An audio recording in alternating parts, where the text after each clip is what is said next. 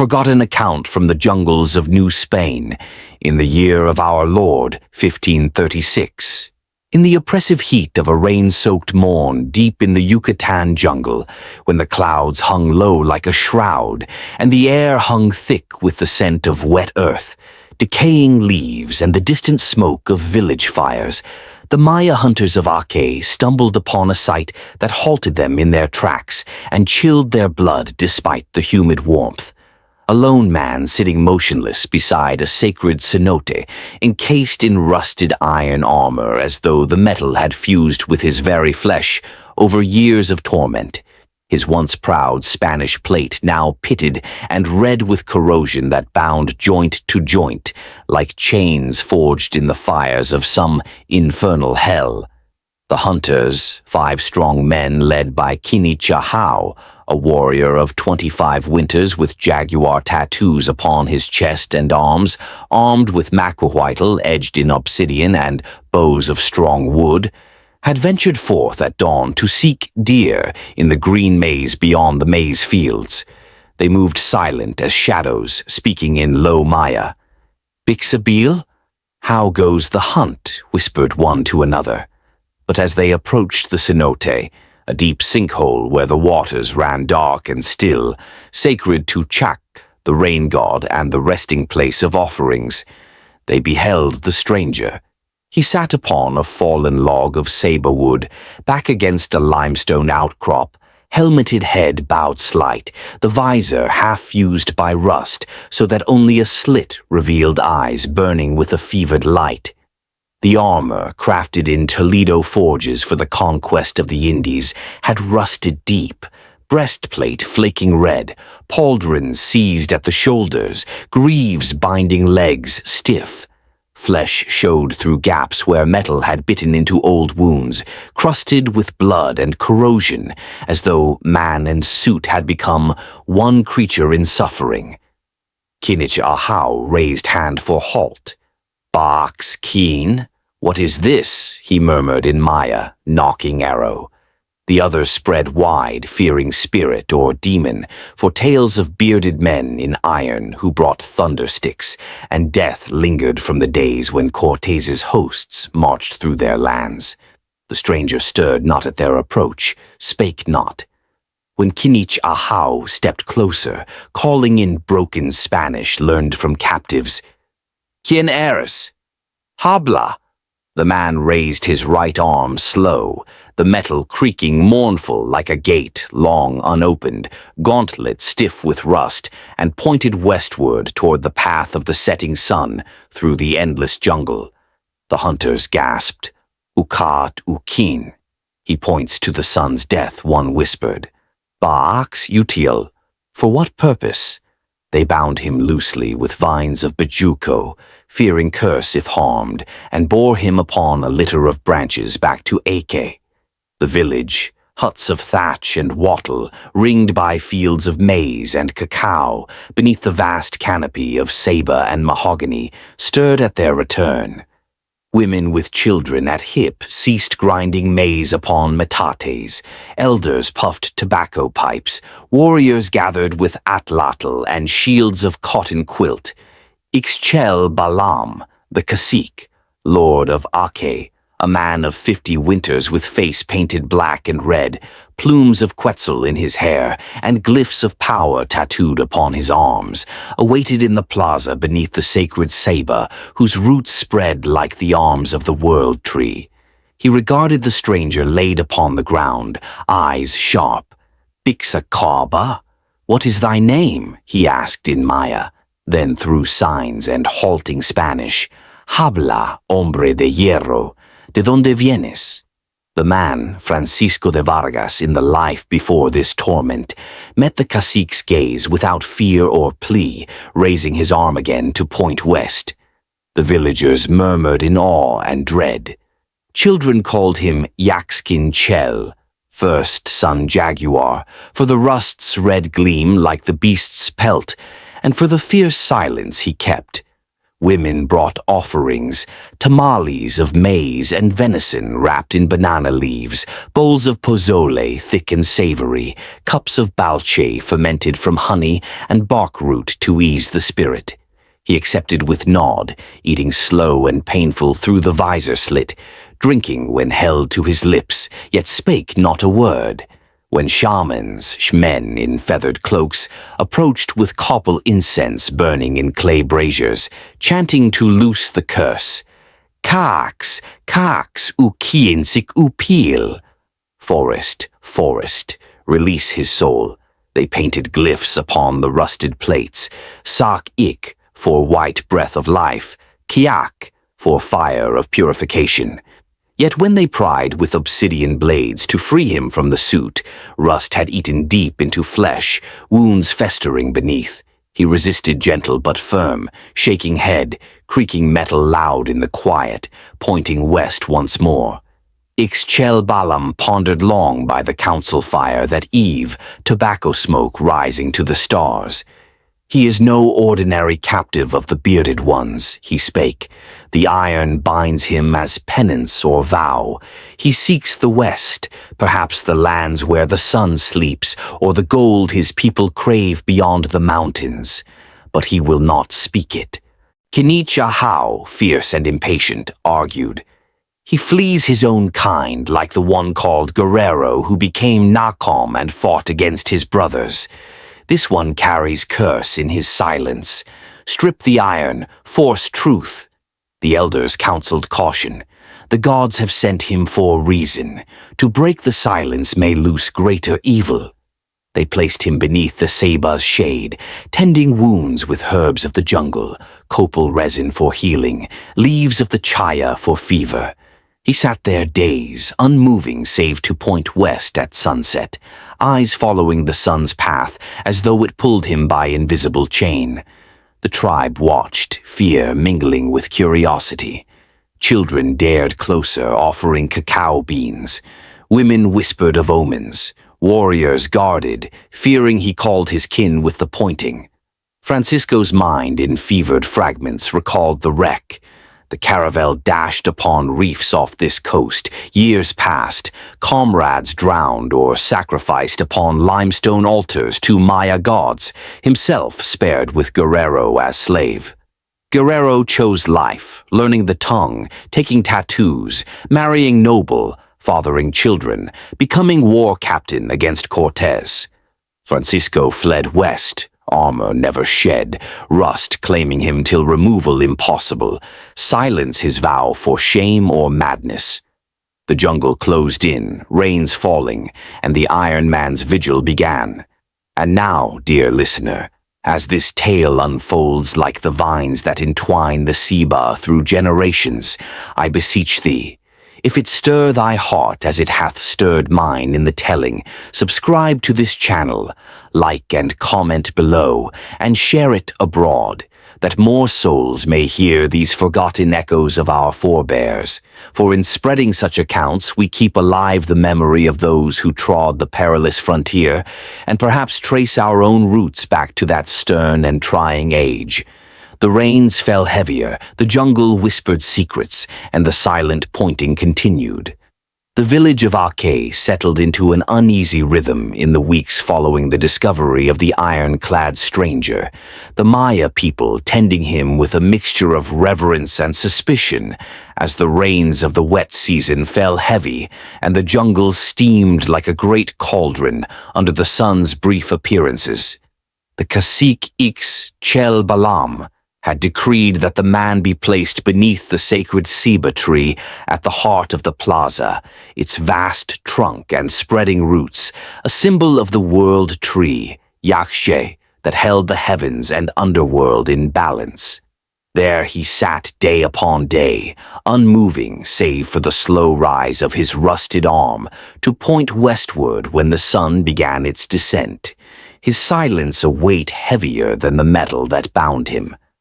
The tribe named him Yaxkin Chel, first son jaguar, for the red gleam of rust upon his armor in the light, and for the fierce, unyielding stillness of his gaze that reminded them of the great cats that prowled the jungle shadows. Children approached at first with wide eyes and offerings of cacao beans or small clay figures, whispering, "Bixakaba, Yaxkinchel. What is thy name, first son jaguar?" Yet he regarded them only with those burning eyes, raising his arm to point west. Women brought food daily. Tamales of maize and venison wrapped in banana leaves, thick pozole flavored with chile and lime, cups of balche fermented sweet and strong to ease the spirit's burden. They washed the rust flakes from his wounds with water from the cenote, applying poultices of herbs, chaya leaves for fever, copal resin for healing, chanting soft, "Sakik, sakik, white breath, come to him." Shamans, chmen in cloaks of feathers and jaguar skin, performed rites around him beneath the moon, burning copal in clay braziers until the smoke rose thick and fragrant, painting sacred glyphs upon the pitted plates. Kayak, for fire of purification, Chan-ik, for wind to carry away evil, Nojol for south to balance his western pointing. They danced slow, rattling gourd maracas, calling to the gods, "Chak, Kax, Ukinsik, Pel, Chak, forest, release his soul." Yet when they sought to cut the armor free with obsidian blades, sharp as glass, prying at fused joints where metal had bitten deep into flesh, he resisted. Not with violence, but with a slow shake of the helmeted head, the creak of rust loud in the hush, and the inevitable pointing west. The shamans withdrew, murmuring, "Ukat Ukin, he seeks the sun's death, the gods bind him." Ixchel Balam observed all from his raised platform, plumes of quetzal stirring in the humid breeze, his face painted black for authority. He questioned the stranger through signs and the few Spanish words known from captives taken in former raids. "¿Qué buscas en el oeste, hombre de hierro, oro, tus hermanos?" The man met his gaze silent, pointing west. Kinich Ahau, the young warrior, impatient for glory, argued fiercely at council fires. "He is no omen but threat. Like Guerrero, who turned Nacom against his own, this one hides purpose. Force speech, cut the iron, burn if need." The elders counseled caution. "Bax utial u silencio. What purpose in his silence? The gods speak through it. To break it may loose the jaguar within." Francisco, his name lost even to himself in the haze of fever and time, sat beneath the ceiba, the great tree's roots cradling him as though the earth prepared his grave. He ate when fed, drank when offered, but grew thinner, the armor hanging looser yet clinging tighter where rust had fused with flesh in old wounds from shipwreck and flight. Fever rose and fell like the rains, bringing visions. The caravel dashed upon reefs off this coast in 1511, waves claiming comrades, Maya spears claiming others upon altars of limestone and blood. Guerrero had chosen life, learning Maya, taking tattoos of power, marrying the cacique's kin, fathering children of mixed blood, becoming war captain against Cortés when the bearded hosts came. "Yo soy Maya," Guerrero had said. "I am Maya," refusing rescue. Francisco could not. Shame burned hotter than fever, for fleeing, for abandoning, for the blood upon Spanish hands in the name of gold and God. He fled west, armor never shed in panic, rust claiming him till removal impossible, silence his vow, speak not till the west was reached, point the way for none, penance eternal. The tribe watched his decline, children dared games near him, mimicking the pointing. Women whispered of dreams wherein the Iron Man walked the cenotes, calling down into dark waters. Warriors guarded, fearing he summoned his kin with the gesture. One eve, as the sun bled red into the west, Kinich Ahau approached bold obsidian blade drawn. "Habla o muere, speak or die." Francisco raised his arm, pointing west. The warrior struck the plate with hilt, drawing spark, but no word. Ixchel Balam intervened. Enough. The gods will take him in time. Fever deepened. Francisco muttered in delirium, Spanish fragments. Weste, perdition, Guerrero. West, perdition, Guerrero. The rains fell harder, the jungle closed tighter, and the silent vigil continued beneath the Ceiba. The fever took hold of Francisco de Vargas in earnest as the wet season deepened upon the Yucatan, the rains falling in sheets that turned the village paths to rivers of mud, and the air to a stifling vapor that clung to everything like the breath of some great beast. Beneath the sacred ceiba tree in the plaza of Ake, the Iron Man sat day and night, his rusted armor now a second skin flaking red upon the earth. Joints seized so that even the simple act of raising his arm to point west came with a creak of metal and a wince of pain visible through the visor's slit. The Maya people of Ake watched him with growing unease, their daily lives woven around his silent vigil. Women grinding maize upon metates paused to glance his way, whispering, Yaxkin Chelkin. The first sun jaguar dies slowly. Children, once bold with offerings, now kept distance, fearing the fever that burned in his eyes like coals. Warriors like Kinicha Hao patrolled closer, Makuahuatl ready, muttering, Ba-Axkat U, what does he bring? Ixchel Balam, the cacique, visited him often, sitting upon a low stool of carved mahogany, plumes stirring in the humid breeze. He spake in Maya first. Bix Awul, how is thy spirit? Then in signs, and the Spanish gleaned from captives. Enfermo, agua, habla, hombre. Francisco met his gaze with eyes glazed by fever, raising his arm slow to point west. The shamans intensified their rites. They circled him beneath the moon, rattling gourd maracas filled with seeds of the jobo tree, chanting long invocations to Ixchel the moon goddess and Chak the rainbringer. Kax, kax, u kinsik, upail yitlu kak. Forest, forest, release his soul with fire. They burned more copal, the smoke rising thick to drive away evil, painting fresh glyphs upon the rust. No Joel for south to counter his western obsession, Lakin for east to balance. Yet the fever raged. Wounds beneath the armor festered anew, pus mingling with rust flakes. Women bathed him with water from the cenote, applying poultices of guaco leaves for poison and honey for healing, singing soft, Sak ik, come, white breath of life. Francisco's mind wandered in delirium, visions returning of the life he had fled. The shipwreck off the coast in 1511, the caravel dashed upon hidden reefs by storm, timbers splintering, comrades crying to the Virgin as waves claimed them. Maya canoes surrounding the survivors, spears and arrows taking those who resisted. Captivity in a village much like this, labor in fields, sacrifice looming foremost.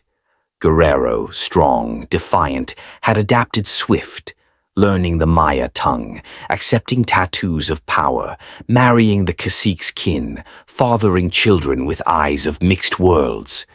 When Cortés' men came years later, Guerrero stood as Nacom, war captain, painted black, leading ambushes against his former brothers. Yo soy Maya ahora, he had said. I am Maya now. Francisco could not. Shame or pride or terror drove him to flee in the night, stealing a canoe, paddling west along the coast, then inland into jungle. Armor kept for protection against beasts or men, never shed in panic. Wounds from arrows and thorns went untended. Humidity rusted the plate slow till joints seized, metal biting flesh, removal impossible without tearing skin. A vow formed in that torment, silence till the west was reached, perhaps the Pacific rumored beyond mountains, or simply oblivion. Point the way for none, penance for abandoning Guerrero, for the blood of conquest. In fever, he muttered fragments audible to watchers. Guerrero, perdóname. Hueste. Kinich Ahau pressed the cacique. He calls a name, Guerrero, the traitor who became our brother. This one flees him or follows. End the silence. Ixchel Balam held firm. U silencio, ukat, ukin. The silence seeks the sun's death. The gods will reveal. The tribe's dreams grew troubled. Women saw the Iron Man walking cenotes, pointing down to drowned Spaniards. Children woke crying of jaguars in rusted skin. Even dogs whined and hid when fever made him stir. One storm-lashed night, Francisco thrashed beneath the saber, armor creaking loud, arm pointing west, though body convulsed.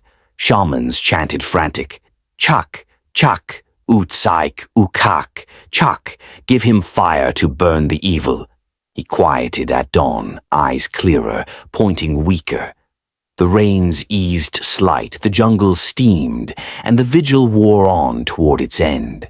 The fever that gripped Francisco de Vargas beneath the ceiba tree in Aque reached its cruelest height as the rains of the wet season gave way to brief, steaming lulls, the jungle air thick with the scent of blooming orchids and the distant roar of howler monkeys echoing like warnings from the gods.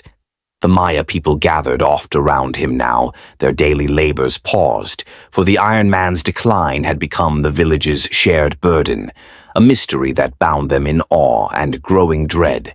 Ixchel Balam, the cacique, sat long hours upon his carved stool, observing the stranger's labored breath and the way his rusted gauntlet rose weaker each sunset to point west. Ukin caught Ukin. The sun seeks the sun's death, he murmured to his counselors. Baax util u silencio largo. What purpose in such long silence? Kinich Ahau, the young warrior whose jaguar tattoos gleamed with sweat in the humid heat, paced restless. The fever loosens his tongue at last, he said, for in delirium Francisco muttered more, fragments in Spanish that the captives translated halting, Guerrero, traición, Hueste Dorado, Guerrero, betrayal, Golden West. The shamans redoubled their rites. They circled the ceiba at midnight, torches of ocat pine flaring bright, chanting invocations to Ixchel, the moon goddess, and Muzinkab, the bee god for healing. Kaax, Kaax, Tsausakik, forest, forest, give him white breath. They smeared the rusted plates with sacred balche mixed with tobacco, painting new glyphs. Samen for north, to draw him from west, Chikin for balance. Women tended wounds with greater care, cutting away dead flesh where rust had eaten deep, applying honey and guaco leaves, singing soft healing songs. Uyukul Kax, Uyukul Keen, cry of the forest, cry of the sun, come heal him. Yet the fever burned hotter. Francisco thrashed in the night, armor creaking loud as though the metal itself protested.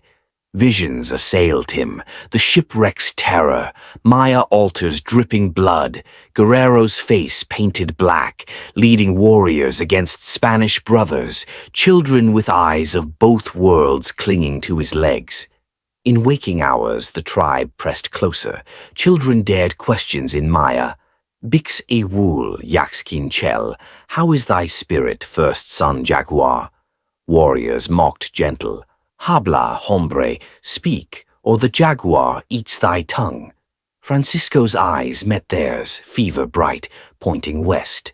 Kinich Ahau's patience broke one eve. He seized the stranger's arm, forcing it down. No more pointing. Speak thy purpose, or I cut the iron free. The cacique intervened swift. Touch him not. The gods weave this thread. But the fever peaked that night. Francisco convulsed beneath the ceiba, body arching against the rust's grip, voice breaking silence at last in ragged Spanish. Guerrero, perdóname. El oeste. El dorado me llama. The tribe gathered, torches flaring. Captives translated. He begs forgiveness from Guerrero. The West calls the Golden One. Ixchel Balam leaned close. ¿Por qué el silencio? ¿Por qué el oeste? Francisco's eyes fixed upon him, clarity piercing fever. In broken Maya learned long ago in captivity, he whispered, Silencio, utialu traición, Guerrero ca tu bel Maya, incat in muerte oeste, silence for betrayal. Guerrero chose the Maya path. I seek death in the West. Gasps rose. Kinichahao drew blade. He admits treason against his own, like Guerrero, but flees it. The cacique raised hand. He carries shame heavier than iron. The rust is his chain for abandoning the one who became our brother. Francisco weakened further, breath shallow. The pointing ceased, arm falling heavy. The tribe debated through the night. Some called for mercy, let him die in peace. Others for justice, end him as Spaniards ended so many. Dawn brought decision. Ixchel Balam decreed, he dies as he lived, pointing west. Bury him beneath the saber, facing the sun's path. Francisco lingered days, silent again, eyes upon the horizon till the end. The jungle watched, and the Iron Man's secret began its journey into legend. The final days of Francisco de Vargas, beneath the great kiba tree in the village of Ake, passed in a haze of fever and storm. The wet season's rains falling without mercy, as though Chak himself wept for the Iron Man's torment, or sought to wash away the curse that bound him.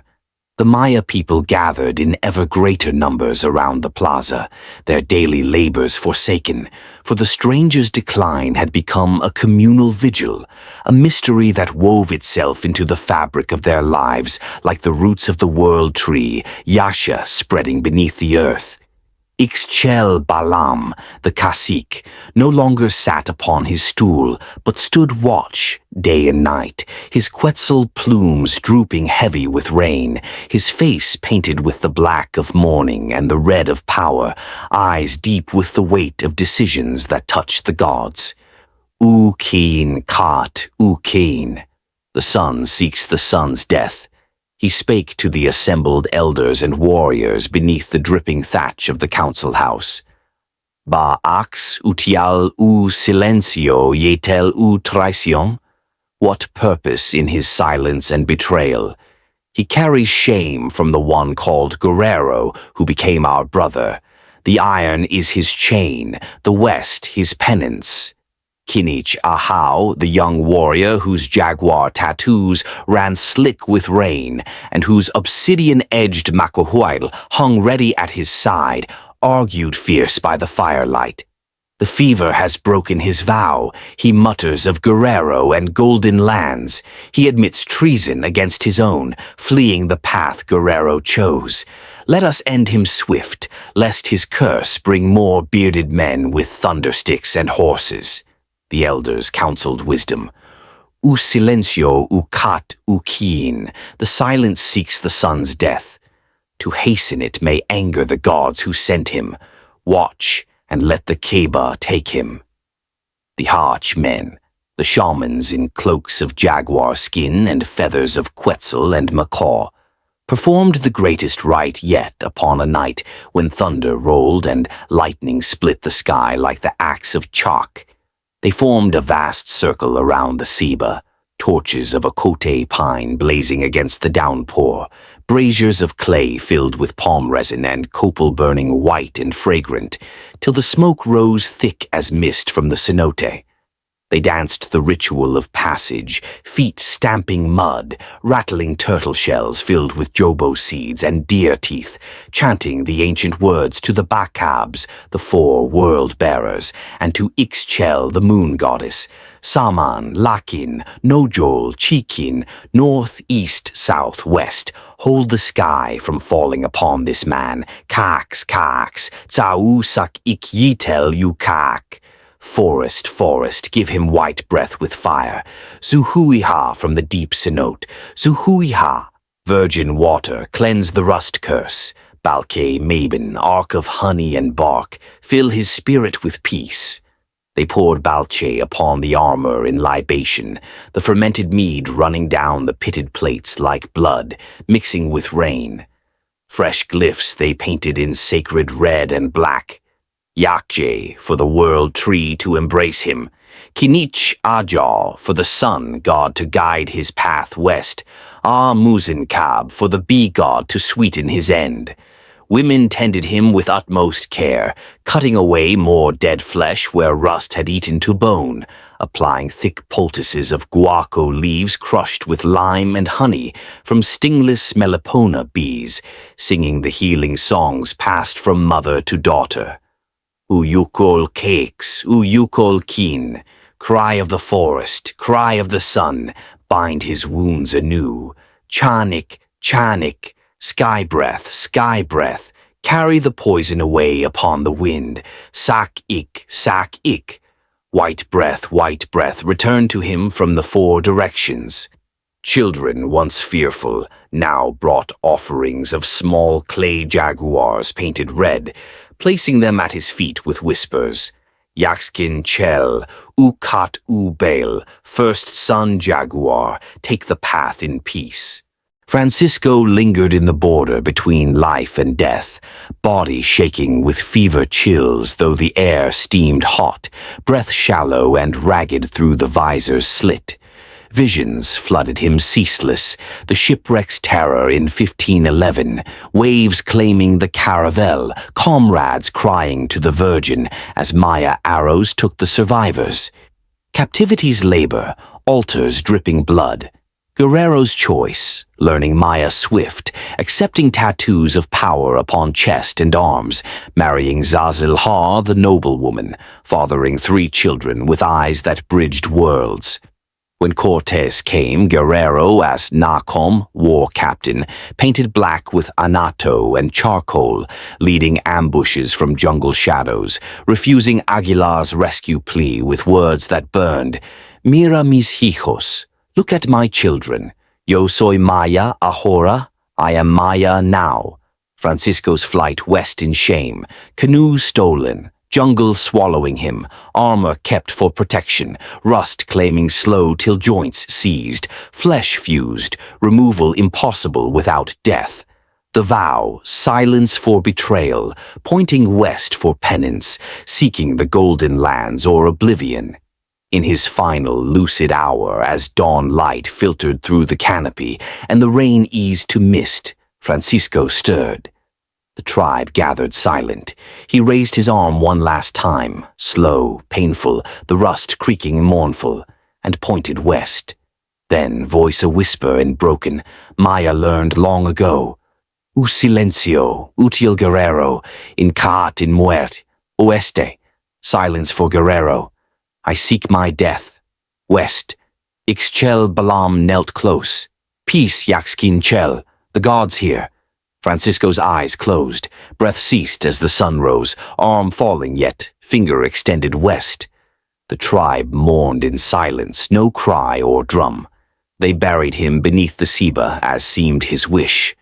Armor intact, body oriented west toward the sun's path. The great tree's roots embraced the rusted suit over years, drawing it into earth, legend growing with the trunk. Centuries passed. When more Spaniards came, conquering and converting, the Maya of Ake and beyond told of the silent Iron Man who pointed forever west, a warning of greed's end, a tale of shame heavier than metal, or a promise unfulfilled of lands golden beyond the horizon. Some said his spirit yet walked the cenotes and jungles, rusted and mute, luring the ambitious West to doom. Others whispered he found peace, joining Guerrero in the ancestors' realm. The blood of such lost souls may flow yet in families of the Yucatan or beyond, carried down like saber roots through generations. Perhaps, dear listener, thou art of that lineage. Trace thy roots to those shadow days of conquest and feel the ties that bind us to the past, when the frontier claimed men in rust and unending silence.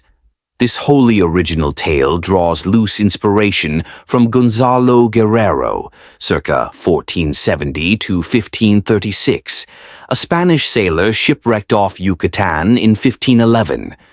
With Geronimo de Aguilar, he survived Maya captivity. Guerrero assimilated, learning Maya, adopting customs, marrying a noblewoman, fathering mestizo children, and becoming a war captain fighting against Cortés. Killed in battle, 1536. No records of rusted armor or silence. Guerrero spoke Maya. Other inspirations. Conquistador hardships in humid jungles causing rust, lost explorers in El Dorado quests. No historical iron suit, silent figure, all imagined. Thus ends the Iron Suit, a legend that might have been born of the era's echoes yet wholly fictional.